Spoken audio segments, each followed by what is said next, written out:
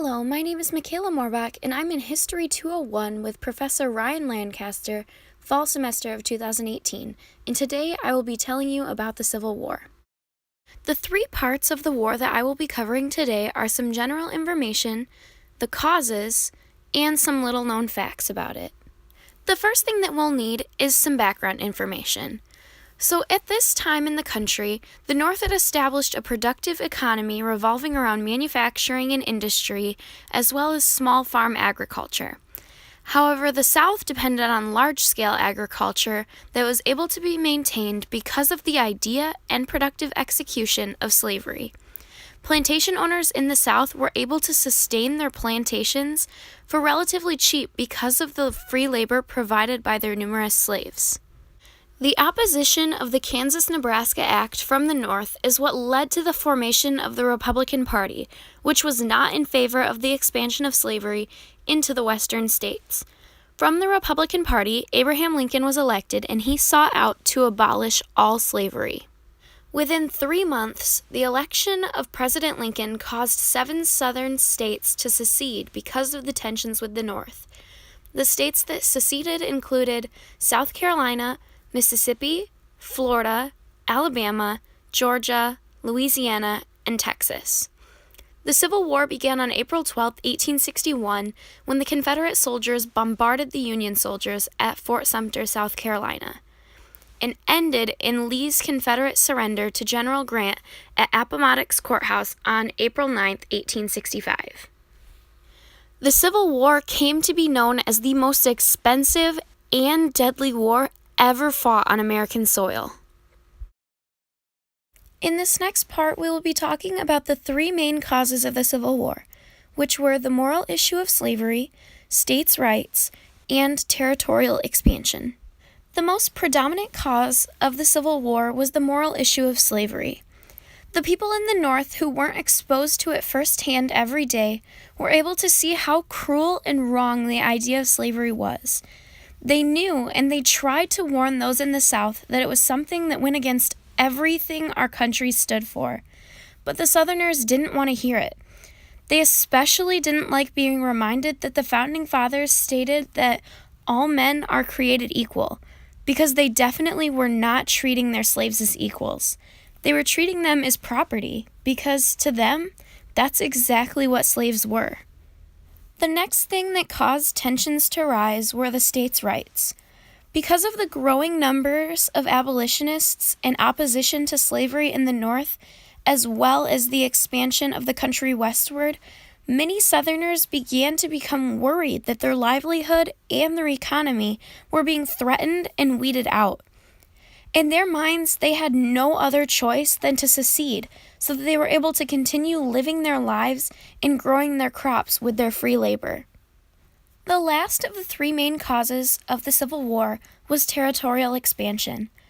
The newly formed Republican Party strongly opposed the western expansion of slavery, and they were becoming more and more popular every day. Southerners wanted to move slavery west, but the northern states only wanted those territories to use white labor. After the election of Republican President Abraham Lincoln, it was clear that the Southerners had lost their control and influence. Because they felt unincluded in the political system, they seceded, which led to the beginning of the Civil War. The last thing I will be talking about today are 10 little-known facts about the Civil War. Number 1. 1/3 of the soldiers who fought for the Union Army were immigrants, and nearly 1 in 10 were African American. Often people hear about the 7.5% of the Army that were Irish soldiers, but even more, 10% were German soldiers. Number 2. Black Union soldiers refused their salaries for 18 months to protest being paid lower wages than the white soldiers. When they began the war, black soldiers were paid $10 a month, whereas white soldiers were paid at least $13, and the officers earned even more than that. Number 3. Harriet Tubman led a raid to free slaves during the war. She herself was a slave that found her way to freedom. Once she had gained freedom in the North, she began what is known today as the Underground Railroad. She used this system to sneak slaves along a designated route, moving from house to house in the middle of the night to bring her people to freedom. She was also teaching freed women the skills that could earn them money by working with the Union Army. On June 1, 1863, she and Colonel James Montgomery led a raid of Southern plantations with 300 black soldiers. On this night, over 720 slaves were freed, which was more than 10 times the number of slaves that she was able to help in 10 years of the Underground Railroad. Number 4. President Lincoln was shot at and almost killed nearly 2 years before he was assassinated. Number 5. Before William Tecumseh Sherman became a Union general, he was demoted for apparent insanity. Number 6. General Ulysses S. Grant wasn't the bloodiest general of the war. Robert E. Lee was. Mary Lincoln called Grant a butcher because of his massive loss of troops during the Overland Campaign during the spring of 1864. His death rate at that battle was nearly 2 times that of Robert E. Lee's. However, if it is the number of casualties that are being compared, Lee's army suffered the most during the war.